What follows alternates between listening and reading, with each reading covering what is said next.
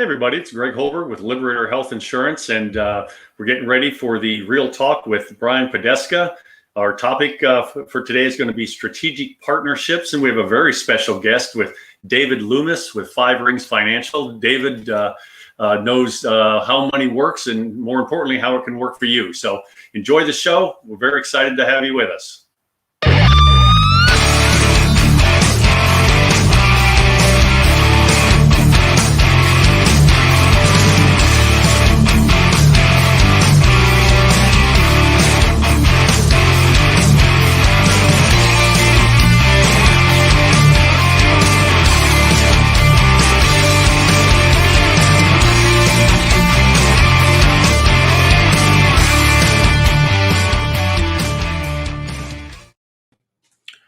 Awesome intro. Thank you, Greg Holberg, for that setup on the show. Look forward to the show today. Look forward to meeting your guest. You are watching or listening to Real Talk with Brian Poduska, myself. We are on weekly, and we do basically spotlights for local business owners and dive deeper into business-related topics. And that is kind of our key focus, right? I am Brian Poduska, the host of the show. My company is Real Property Management Focus, where we focus on your real estate investments. Real quickly on what that is, it's a property management company. We also do sales as well, so we're a full service brokerage, but we have some unique tools that help investors look at and analyze investment properties at a very deep level from multiple different angles. Again, full service property management, and then we can help sell the property when you are ready to divest. So that is Real Property Management in a nutshell. Again, my name is Brian Poduska. Without further ado, let's bring on our intro guy, Mr. Greg Holberg. What's up, Greg? Brian. Hi, how you doing? Good to be with you. You know, I couldn't be better. The weather's starting to cool off a little bit. I walked outside of the house last night, and it felt a little brisk. It might have been 88 degrees, but it was kind of chilly. It was great. Yeah, I thought I was dreaming there for a little while. Like, wait a minute, this isn't happening. But then, of course, now we're back up to 90. So, but it's not too bad. That's all good. How are you doing, my friend? I hear you were under the weather last week. Well, actually, you'd think I'd be under the weather. I wasn't, though. I was diagnosed with COVID. But my only symptom was I lost sense of smell. And that was my only indicator that I had it. So went down, got tested, and sure enough, came up positive. And so just sort of sequestered myself for a while, bored stiff, then waited a while longer and got retested and was negative. So I don't know if it's gracious and clean living or the fact that I was vaccinated or what, but whatever it was, it wasn't bad at all. I maybe felt a little bit tired, but I usually equate that to my age anyway. So I really didn't notice any difference. You didn't experience the ancillary benefit of losing like 15 pounds, like I know a lot of other people have?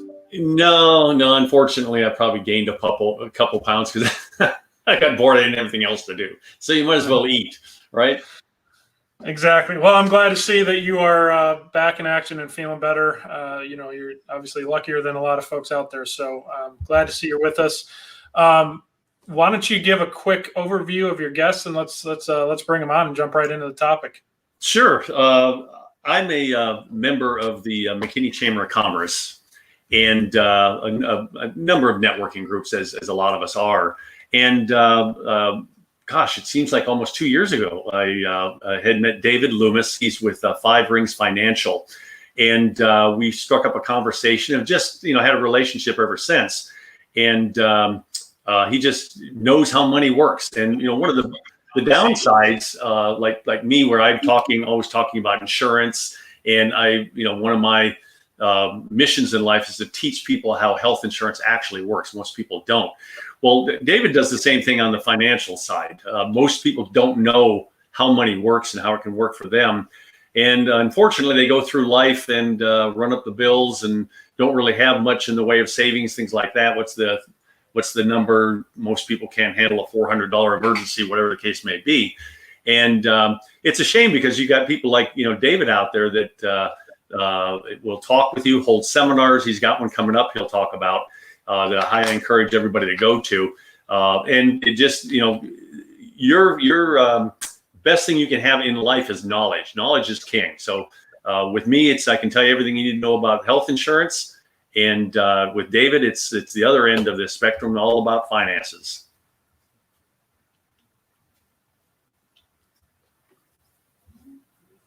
Lennon, we good?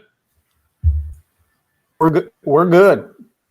We're good. Okay. You might, yeah. Greg was fine. I think you may have lost him, but he's good. Okay, cool. Well, bring him in. Let's see him. He really exists. The man, the myth, the legend, the one that we didn't know if we could bring him in. Hey, David. Hey, Greg. Thank you for including me this morning or this afternoon and making me aware of this opportunity.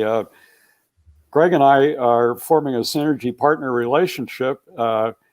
And basically what we do, Greg saves people money and I help them to take money they're already spending and make it more productive in helping them to identify and achieve a long-term financial plan that they never much thought of before. And why? Because we went to school for 12 to 20 years and nobody ever taught us a thing about personal finance. And as a result of that, we're largely financially illiterate and we make poor choices and bad decisions. We're here to help solve that problem. That's awesome. One of the ways I was going to say, I think there's not a more true statement than, you can get all the book smarts you want through school. But there's very few courses that you can take to be financially literate. And unfortunately, you go through life and you either learn the hard way or you find mentors or folks like yourself that can help, bridge that gap. Yeah, how true. And we typically work with middle America, folks that have trouble saving. When they do save, they don't know what to do with the money. They take too little risk or too much risk. And our goal is to first educate them through our literacy workshops. We do community service workshops monthly in person called Money 101, How Money Works. We're doing one this week from Thursday on the 16th of September at the Plano Blue Mesa. And the goal of that workshop is to begin to give people a conceptual framework on personal finance. Then if they're interested, we sit down with them and dig a little deeper and find out how those concepts apply to them personally. Yeah, I'm signed up and I'm excited to go to that, David. So definitely looking forward to that. So We're brief excited overview. to have you. Brief overview. How money works is what. Give us a brief overview, David. Love to hear it. Okay, so basically, we're either spending compound interest or making compound interest. Obviously, making compound interest is far preferable to spending it. So we help people with a little concept called refinance your finances. And we help them to find money that they didn't know they had by not spending it on things that they don't need or want or value, because they spend without thinking and without intentionality.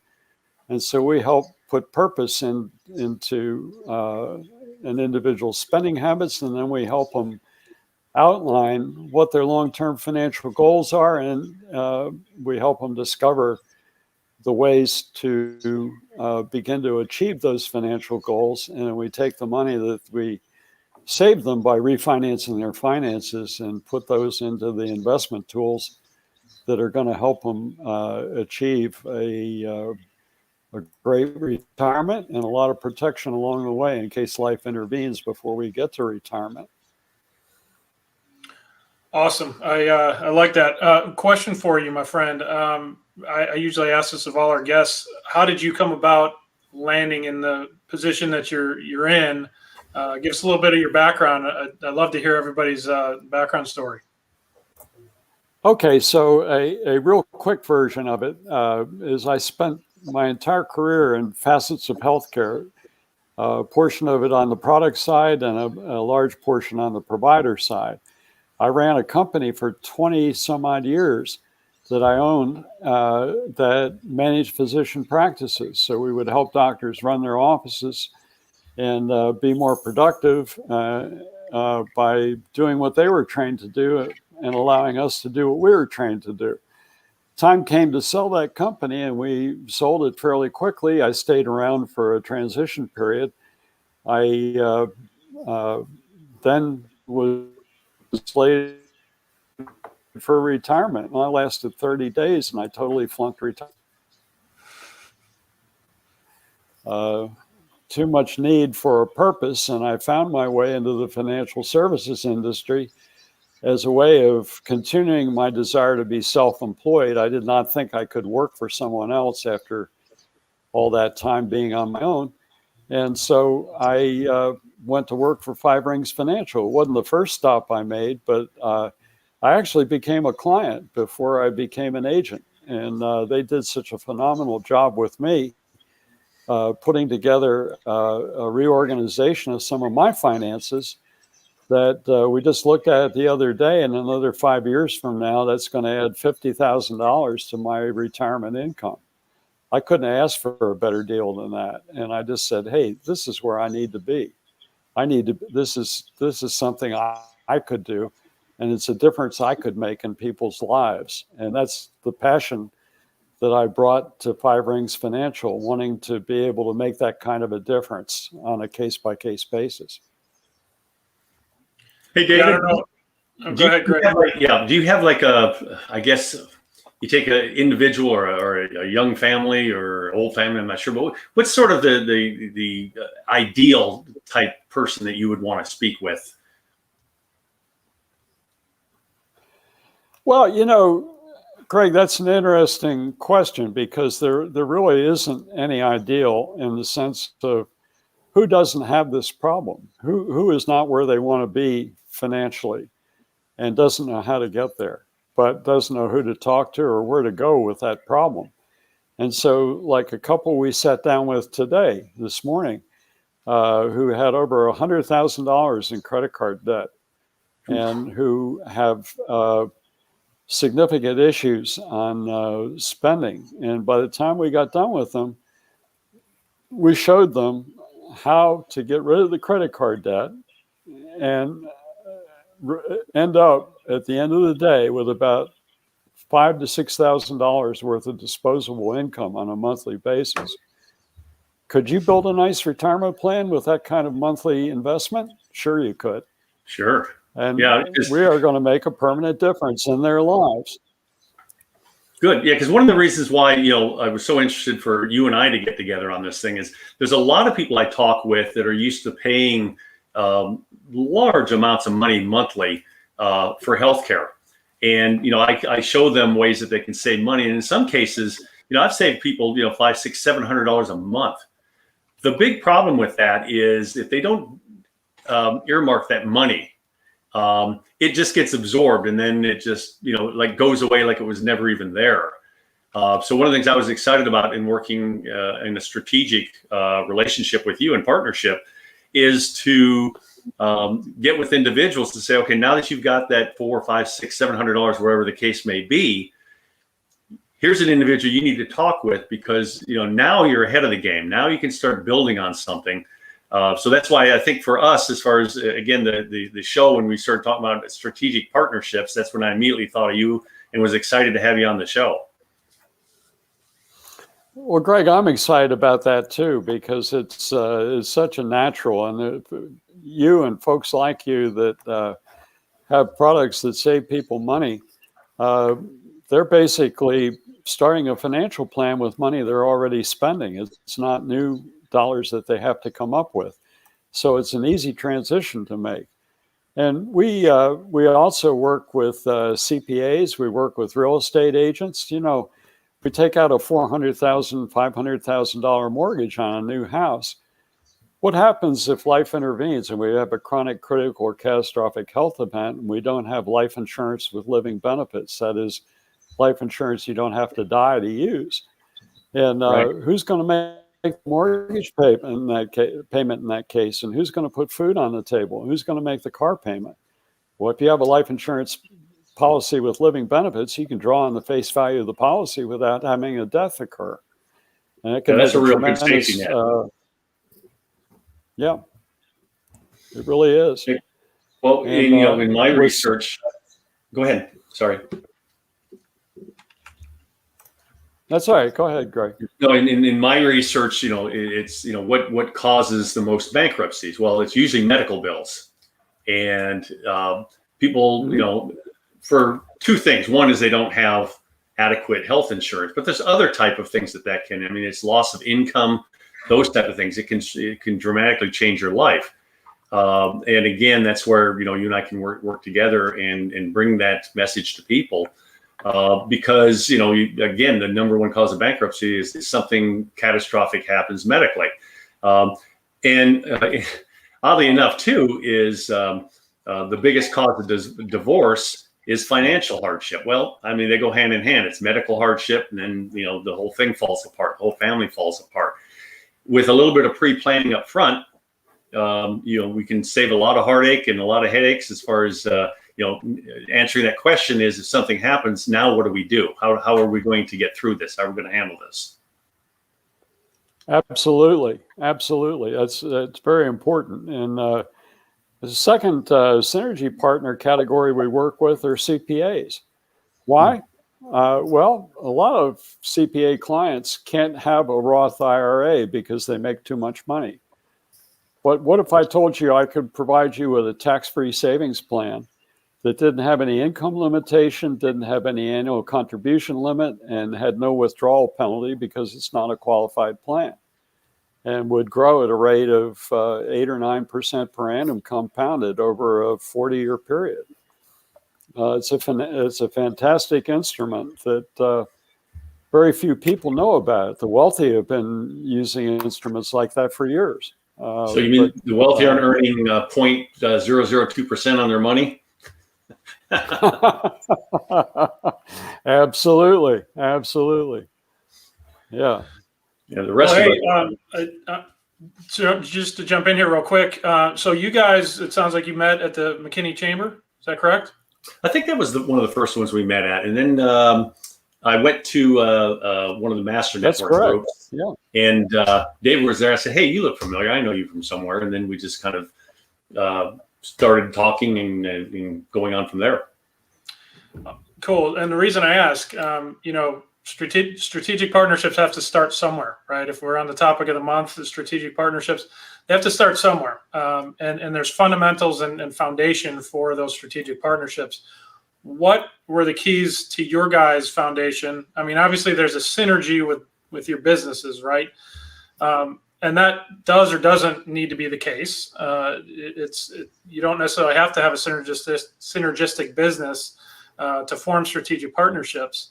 But what do you guys see as the key foundation to your guys' partnership? And then just in general, what do you guys see as the keys? Well, for me, it becomes more of just listening. Yeah, you do get involved in groups, you do a lot of networking and so forth, but a lot of times you go to these networking groups and you're chomping at the bit to let everybody know what it is that you do, and you're not listening to what it is that they do. And the amount, if you're listening rather than talking, of course you need to let people know what you do. But if you're listening to what other people do and what services and products that they have, you can start to think about, well, how could we partnership on things like that? What makes sense for us to put together a relationship to where, from a prospect's standpoint, gee, there's a lot to offer there. We can't all do it all, even though we'd like to sometimes. But there are situations where, like I mentioned, if I'm saving somebody a lot of money, I'd like to be able to just say, let me give you a suggestion here. You need to talk to David before you assign that money to go out and go to Disney World and spend $5,000 on a trip to Disney World, which is fun. But when you get back, you've got nothing other than some memories, and a lot of times some credit card debt on top of that. So a lot of times for me, it's just listening to when you're out there talking to people, networking, and seeing how you can actually work together to enhance your story and to just multiply what it is that you can offer someone. I think that's true. So what are some of those things that you guys had in common that, other than the synergistic piece of your businesses, that allowed that strategic partnership to form? Well, If you one want to go of the there. things that, one of the things that is key to that is that we got to know each other and we networked with one another, and it had been a while since we'd spoken. And I had never really asked Greg the key question. And I called him up one day and said, "Hey, Greg, when you work people into a new health insurance plan, do you typically save them money?" "Well, yes, I do. I save them significant amounts of money." "Do they typically have financial?" Probably not, if they're like most folks. And the conversation just kind of went from there, where Greg established that that's not an area that he works in, so there's no conflict of interest either with him or his company or anybody else. He does not currently have a synergy partner in that area, nor do I. And so it was a natural opportunity for us to explore ways that we could work together and mutually benefit. So we can partner on things like that, and not the least of which is we're both licensed in the state of Texas, so funds can flow back and forth, and we can mutually benefit from the work we do together. Yeah, and so I guess I'll cut to it. There's a ton of different financial advisors out there. There's a ton of different health insurance providers out there. There's a reason you guys got together. Obviously, business synergy, but the underlying relationship, trust, aligned vision, things like that. I'm assuming that's what really kind of brought this thing forward, right? Yeah, I think for me, it's when we started talking about this, it's we're kind of at a similar place in our lives. In other words, I'll go ahead and say it. We're older, as you can see by that, and we tend to look at life a little bit differently. Why are you dancing around that topic, man? You've embraced it the entire time you've been on the show. Yeah, I know. Now you're dancing around it. Come on. Here's the thing: is when we're out talking to people, my main goal right now is to help people, and that's something that a lot of people will say. But boy, when you're younger, you're trying to establish finances. I mean, you've got lots of bills, and you're trying to make ends meet and all that. You've got numbers you got to make, and you usually, and coming out of the corporate world, you've got a boss that's tap dancing on your head to make your number.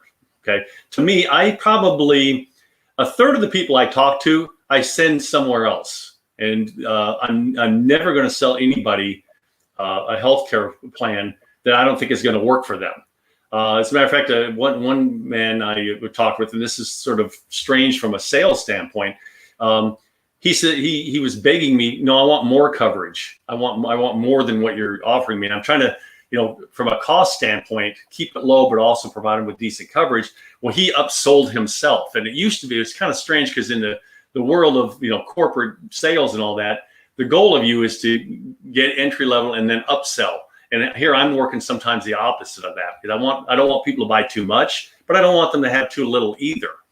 And from David's standpoint too, it's the same thing. Our goals are to help people, and obviously we do this because there is money involved. It's not like we do this for free, but it's less of a driver than it used to be when my wife was saying, "Gee, let's have a look at that paycheck." And so like right now, it's if I don't make a sale in a week or two, it's so what? I love what I'm doing. I like talking to people, and I provide more of an education about healthcare, and I know David does the same thing. It's on the finance side, and we just lay it out there. And if people see the light and see what they can gain from this, then that's terrific. And if we can't, then we can't. And like I say, if I can't help somebody, I'll tell them what they can do to make their lives better financially as well as health wise.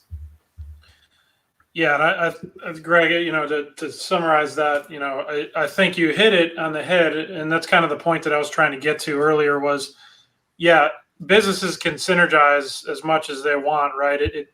That exists all over the place, but strategic partnership doesn't happen unless you have commonalities, right? Is personality wise, Correct. value wise. So, you said, yeah, you guys both want to make money. You guys are both old farts. Your words, not mine. I'm just saying. But the key fundamental takeaway I took in that is helping people and educating people, right? As some of your key core values and how you run your business. I think that underlying piece right there is one of the building blocks of the strategic partnership. Businesses aside, you don't have a strategic partnership if you don't have that piece of it. I mean, you can be two old farts doing things in different areas. Right. I'm going to keep hammering that because it's funny. Right.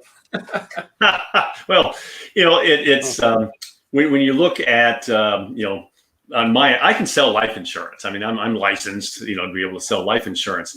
I prefer to stick with the health side because it's something I can focus on. I'm constantly researching and studying ways where you can beat the system. Because it is a system that needs to be beaten, believe me, with everything that's gone on in the healthcare world. But you have to know what your limitations are. For instance, on Medicare types of, I don't get involved with that. I turn that over to somebody else. Life insurance, I've done that before, but I prefer to focus on my area. And part of that is not just life insurance. There's more to it than that. If you really understand finance and life insurance and different types of plans and all that, that's where you can get into and really start to build something that's going to have long-term effect, not just me selling some policy to say, okay, when you die, you're going to get X amount of dollars. There's a whole lot more to it, and it's a whole financial vehicle. My end, as far as, like I say, is let me educate you, and I've got these products, and if you're interested, terrific. And we go from there. But, just as an example, some of the things I find out from my research, I was reading an issue of Consumer Reports, and they were saying that, and I've recommended GoodRx for years. I think it's terrific service. You save a lot of money on your prescriptions. But then I found out they sell data to Facebook, Google, and many others. And I was just floored by it. I couldn't believe it. I said, really? What happened to HIPAA? Well, depends on how much money you give Congress, you can get away with anything. So they basically sell this information, and they can build quite a profile on an individual based on their prescriptions. So I went out and I found another service. It's called GLIC-RX, G-L-I-C-R-X. And I've been recommending that to people. It's a closed loop system. They do not sell data, but yet they give the same discount that GoodRx does. So if anybody wants information on that, they could just call me, fax me. Sorry, there's my age again. Text me. Oh no, you didn't just say that. Here, let me mimeograph this. But reminder, we are live, so that is not out there. You use the fax word. You can fax me. I do have it on the PC. But am I going to need to put Greg's fax number at the bottom where it's scrolling there so people know how to get in touch with him? Yeah. Just don't hold your breath waiting on those faxes. All right. Okay. All right. But it's just things like that. And it's an education thing. And David brings that to bear too, because he keeps track of what's going on in the financial world, what products are available. And it just works out good for the two of us, I think, as we increase our partnership in this. And we'll be able to offer more and more to the folks out there. That's awesome. Hey, I'm going to take a break in the conversation on strategic partnership, because what I do want to do is give a little bit of love to our other sponsor. Greg, you are one of our two, so you get the limelight today. But I do need to give Tom Rowe a little bit of love here. And Tom is the owner of Wines with an Appeal. Tom has an awesome opportunity for any sort of fundraising situation that you guys are looking for. So Wines with an Appeal is a company dedicated to assisting people fundraise for their favorite nonprofit organization. They provide a fun and educational program to entertain your donors and increase their wine knowledge that could potentially cost the fundraiser nothing.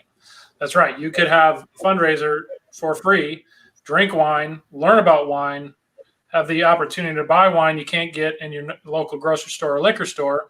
You get to meet Tom, be entertained, all for free.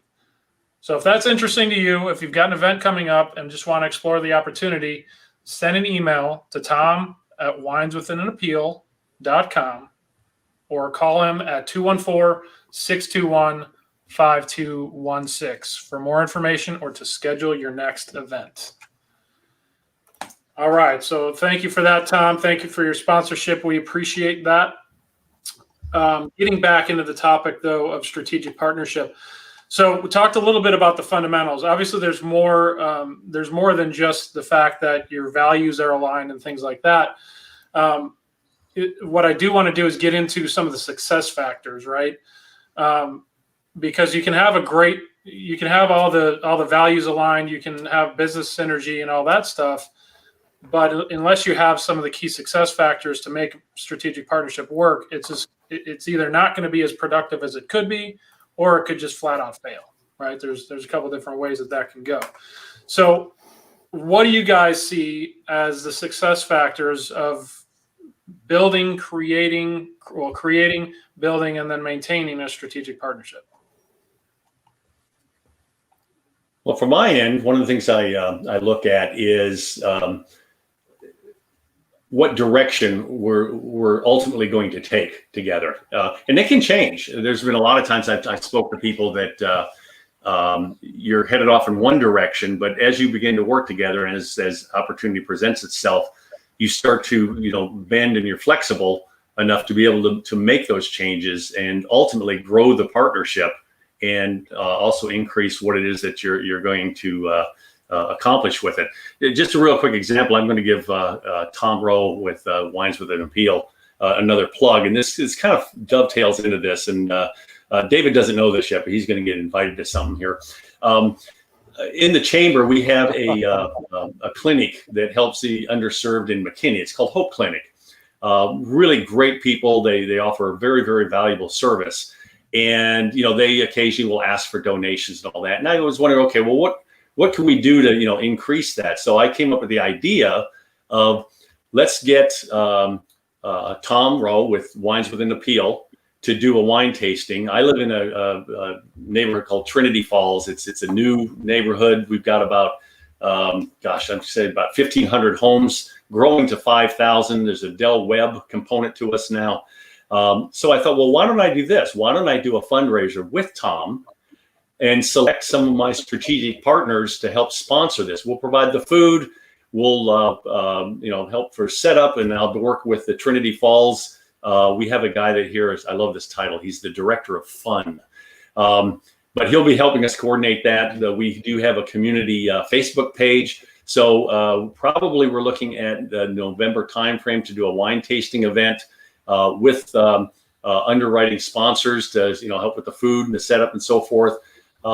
Works out good for Tom. He gets benefit out of it. The people here, we even have our own wine club here in the community, so I'm expecting a big turnout from them at least. But also to be able to just do quick showcases of some of my strategic partners to a large group of people. We'll certainly be inviting more people than just the community here, but it'll be based here in Trinity Falls. So that just kind of gives you an idea of the growth of how a strategic partnership can move. And as David has ideas for events, we'll look at doing some of those. Love it. That's a great example. I love the real life examples of whatever the business topic is. In this case, is strategic partnerships. But I love that example. David, do you have any examples that you can think of that kind of iterate that? Well, Brian, basically our most fundamental example are no cost, no obligation community service workshops where we teach people about the fundamentals of money. And we do that, we do some virtually, but the main event is a monthly event. And we do a sales pitch, all education. And our fundamental approach with something like this is come and hear what we have to say and see if it resonates with you. If it does, give us a call and let's sit down and dig a little deeper. On the other hand, if you come and your conclusion is this really isn't what I was looking for, I promise you, if you go away from that event without an interest in follow-up, we are not going to email you once a week or once a day. We're not going to repeat phone call you and try to arm twist you into something you don't want. And the interesting thing in all that is that it saves us both time.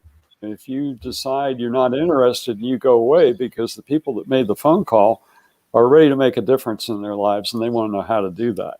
They've tasted of it and they want more more flesh on the bone. And those are the people we really want to work with because they're the folks we can really help. So, that investment in the workshop has been a fundamental of our company nationwide. It's not just something we do here in Texas.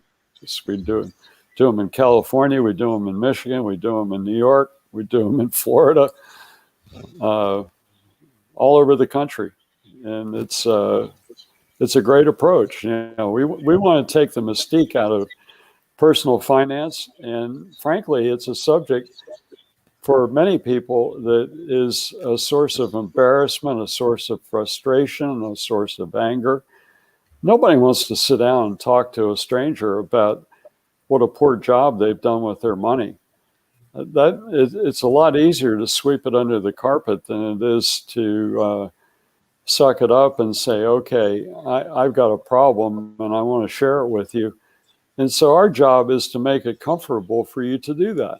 No evaluation, no judgment on our part. And why should there be? When we know that the typical 65-year-old has $25,000 or less in savings to move on toward retirement, how can we say who the ideal client is? Everybody's got this problem. It's a national epidemic, and we want to make a dent in it. And while there's still time for people to make a difference. Let me ask you a question, David, in regards to the seminars and things that you guys put on. And I'm coming from the lens of we also, or Real Property Management Focus, has participated in real estate investment seminars. And we've partnered with fellow realtors. We partnered with other folks within the real estate community, so title companies, home inspection companies, you name it. So we haven't done one yet this summer, but basically what it is, it's a seminar to talk about how real estate investing can help you in your future. So it's probably a different spin on what you guys do. You're a little bit more holistically looking at your financials, with a smaller piece of that being, or a part of your portfolio can be, real estate investing. What's up, Mr. Copeland? Thanks for that hashtag real property. Appreciate that. But my point is, so we view that as kind of a strategic partnership. So there's several partners that are kind of going out and doing this seminar together. Now, I asked this, and do you guys partner with other vendors such as, Greg or other folks while you're doing the presentation, or is this strictly your company only? Well, from a Five Rings standpoint, it's a workshop that we present. We don't co-author it with other potential synergy partners. That's not to say we couldn't, but we haven't at this juncture. Got it. Okay. Awesome. So as we're talking about success factors with strategic partnerships, I think personally, communication is probably the underlying, the thread that weaves it all together. Because if you can't communicate, or you have poor communication with your strategic partners, I'm guessing that's probably the number one reason things fall apart. So to that end, you guys have a strategic partnership, and I like to understand from your guys' perspective, because I've asked this on other shows, and I'll continue to ask. But how often, I guess, number one, do you guys have set times where you communicate, kind of run down what your plan is? How, Greg, you mentioned it earlier, how you may change it. How often do you guys get together if you do have regular meetings? Do you feel that's important? So I'll throw 3 questions out there, but if you want to address any or all the above, fire away. Yeah, let me jump in on that one. The relationship that we have, again, we've had a sort of a business relationship. We know each other. We exchange pleasantries and so forth. Up until recently, we didn't get really serious about the strategic partnership side, and we were talking about it. And David, what he did, he said, look, he said, because he's heard me talk over and over about my end. His end obviously is a lot more complex than what I do. So he has invited me to the seminar that he's giving on the 16th over at Blue Mesa, so I can watch the presentation and understand a little bit more about what he has to strengthen our relationship. And from there, we will then sort of cement the relationship as far as when we're going to meet, how often we're going to meet. And based around our schedules, probably do something after one of the chamber meetings or something along those lines, or do maybe a weekly, monthly luncheon, however it works out. But it's important to me to, once we've established this relationship, to let's grow it and let's formalize it, and let's keep it going and see where it takes us.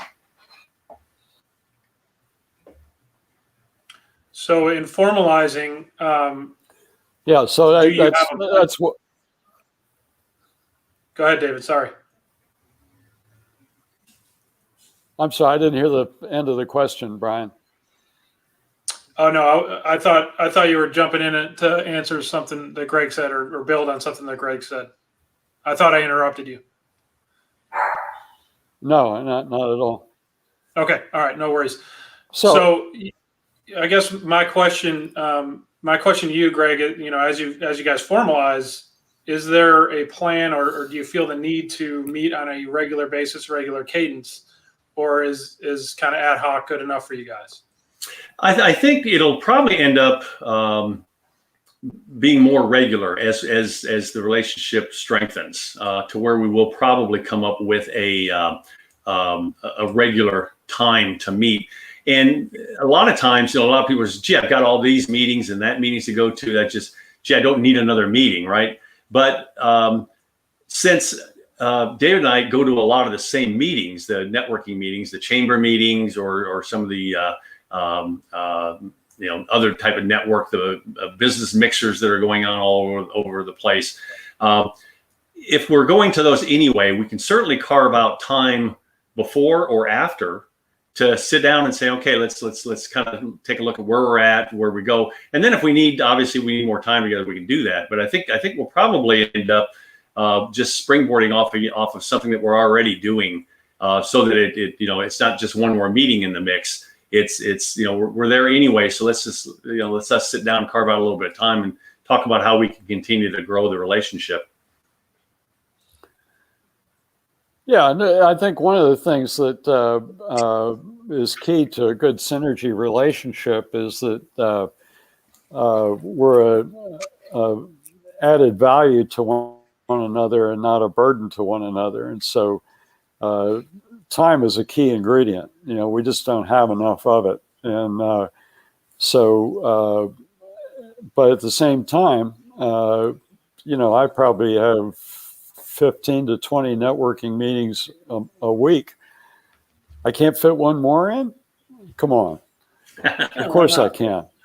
To keep things on target and keep things focused. And the other side of the coin is we could easily, if the situation warranted, it's not intended we sit with each other's clients together, but we could if it made sense to do that. If we wanted to get a better insight, each of us as to what the other is actually doing with a client.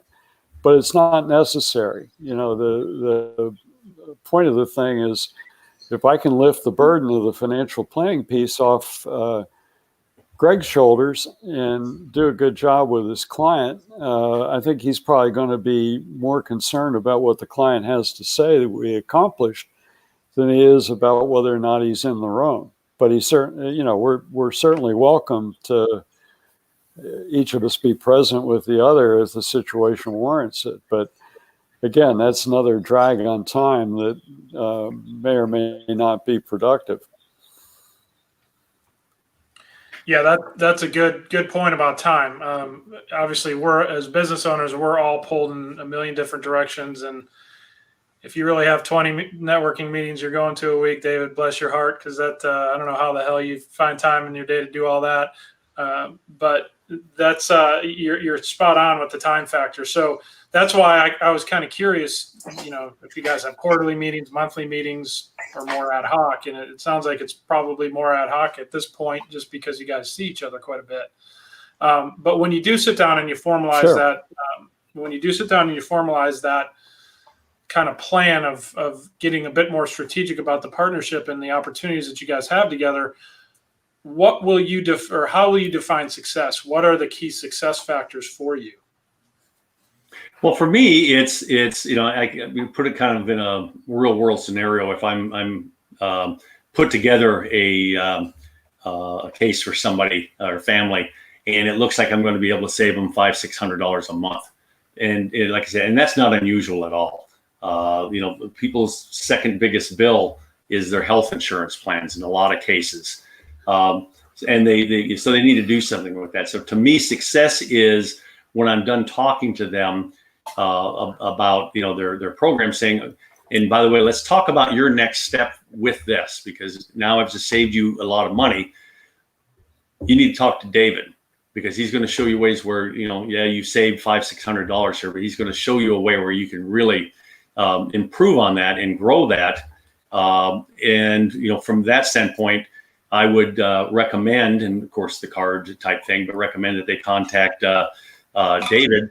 And I don't think it'd be out of the realm of just having him just make contact with him, even if it's a text or a quick phone call, or I can set that up for him, and I'm happy to do so, because it's the right thing to do. The product sells itself, and I don't like calling something like that a product, but for lack of a better term, I'll use that. And like he says, they either love it or they're not interested. But at least that they've had a chance to get some education, and they've looked at it, and then they've made an educated decision on what they want to do. So either way, even if they don't sign up, I'm still going to recommend them. You need to talk to this guy, because if saving money and growing money is all of interest to them, and it usually is, then this is the guy they need to talk with. So I have no problem spreading the gospel, so to speak. Yeah, and let me tag on to that, which is the thing I look for is to be a good reflection on Greg for the referral. So my hope is that his clients are going to tell other clients, not only did I get a dynamite deal on my health insurance and get everything I wanted, I increased my coverage, I lowered my cost, it's tailored to what I need, but I also now have this financial plan that I didn't have before, and I wasn't expecting that. So if I can be a value added to Craig, that's going to reflect well on the referrals that he gets from the clients he serves. Yeah, I agree with that. And from what I take away on that is the success factor isn't necessarily, oh yeah, Greg referred me 4 clients, David referred me back 5, or whatever the numbers may be.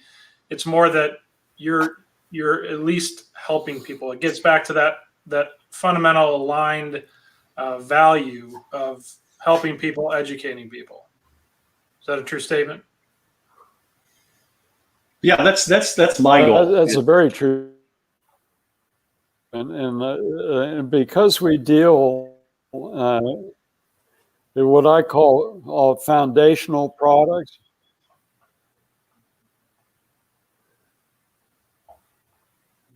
Sorry, I think we stepped on each other there, Greg. It's all right. Go ahead. what we deal with is foundational products. Okay, we basically deal with elementary stuff. So, what's the most important thing in your house to keep the walls up and keep the roof tight? It's the foundation. If you don't have a good foundation, the rest of it doesn't matter. And so, but has anybody ever come into your house and say, "Boy, that's a dynamite foundation. Where did you get that?" No, they don't even notice it. They don't even notice it. They don't know it's there, but they know it's important, and they know it's inherently of value. And so, and that's the way we look at the products that we make available. It's only a beginning of financial well-being. It's not the end game. And so, in that respect, we're bringing information, knowledge, value that is people are generally totally unaware of until we walk in the room. And so the difference between before and after is pretty dramatic in many cases. And that's the aha that I think we're looking for to help folks get where they want to go. I see one of my cohorts there popped up. Yeah, and did you see his comment? He said nobody walks into a house and notices the foundation. Clearly, somebody does. Yeah. What a jackass. I would expect nothing less from. Well, I got to tell you, Michael's my insurance broker. He's mine as well. As a matter of fact, I'm getting a new roof next month. Well, clearly, he's doing Good the right for you. thing. Yeah. Well, it's funny because we started off my relationship with Michael. We met at a master network group that actually is now defunct, but we've maintained the relationship. And we talk about strategic partnerships. He's also a strategic partner of mine. And I basically approached him and said, look, I said, you do property and casualty. They don't do health.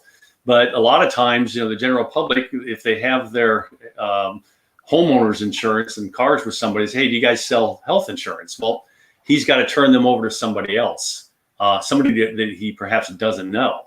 And that's where I'll come in. So, I act as a professional resource for him. He knows that these people are going to get called, and that I'll follow up with him and let him know kind of, what was decided and if I could help them or not.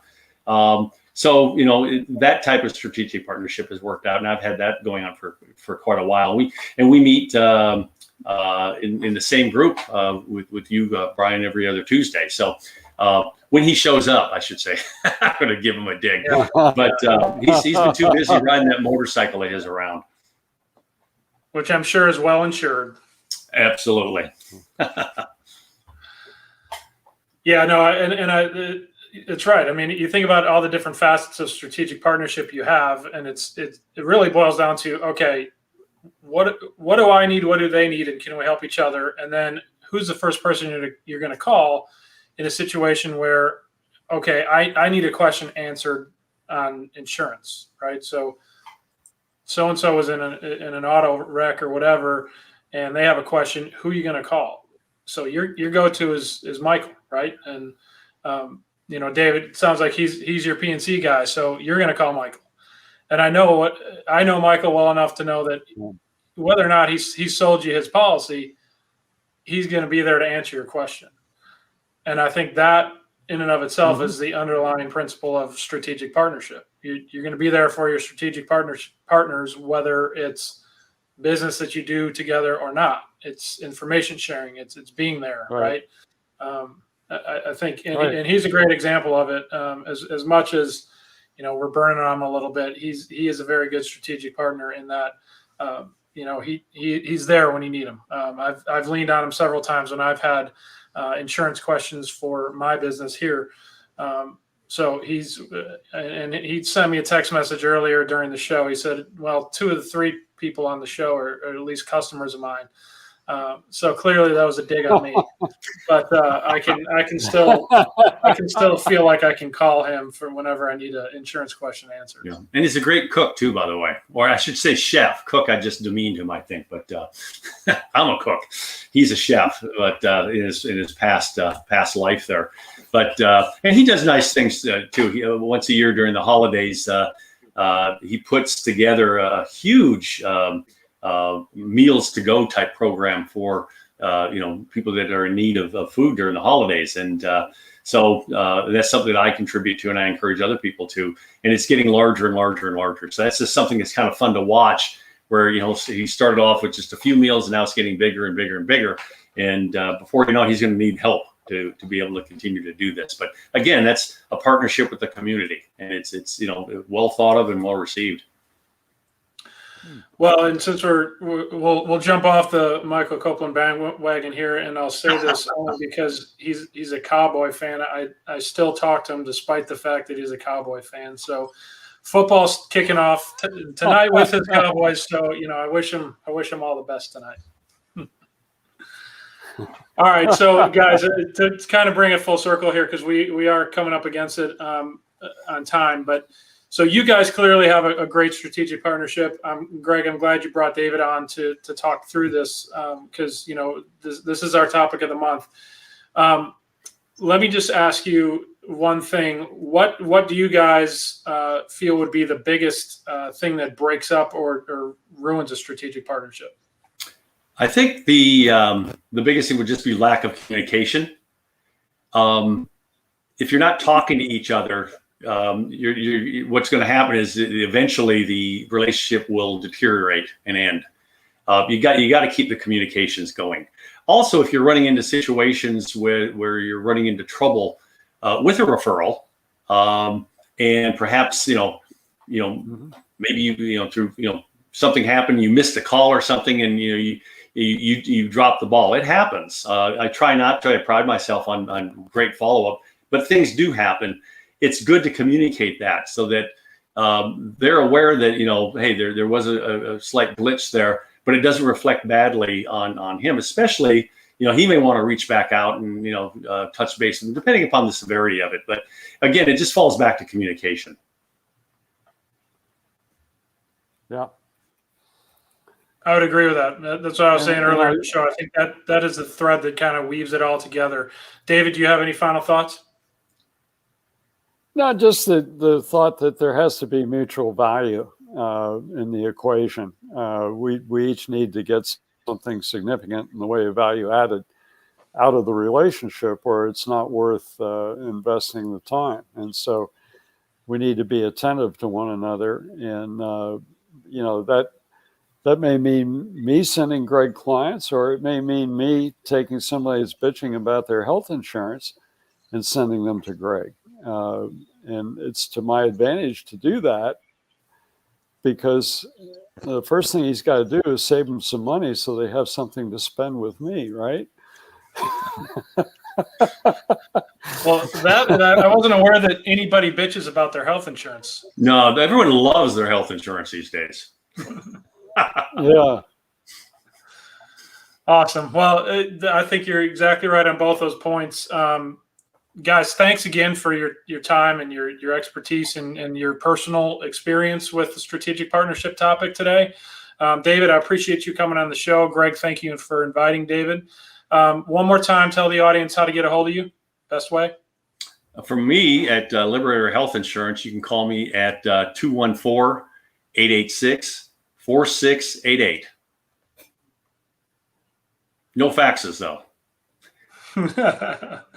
David, what's the best way to get a hold of you? And for me, 972-814-5905. Call me and ask me for a reservation to our workshop on the 16th. I'd love to have you join us. And guess what? You'll see Greg there as well. I'll be there at 6:30. Yeah, I might even get there early. You got it. There you go. Winning right there, winning. All right. Again, thanks, guys. Appreciate you coming on the show today. Thanks to our sponsor, Wines with an Appeal, Mr. Tom Rowe. Appreciate you. Greg, appreciate your sponsorship as well. Other than Lyndon, I don't want to leave you out. You haven't really chimed in the conversation, but you are running everything behind the scenes. So thank you for all that you do for Real Talk and for #Thedifference. Until next week, we will continue the topic of strategic partnerships with our co-host coming up next week. So once again, thanks everybody for joining us today. Have a wonderful and safe weekend. We'll see you next week.